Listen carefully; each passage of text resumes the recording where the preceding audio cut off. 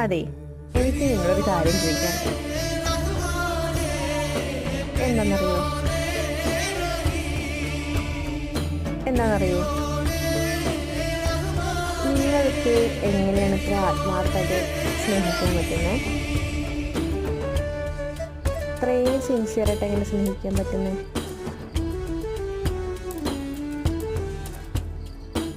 പറ. എല്ലാവരെയും സ്നേഹിക്കുക,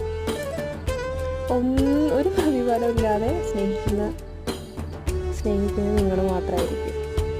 മനുഷ്യന്മാരില്ല കേട്ടോ അങ്ങനെ. മനുഷ്യന്മാരെന്ന് എല്ലാവരും വിശ്വസിക്കാൻ പാടില്ല. മനസ്സിലാവുണ്ടോ നിനക്ക്?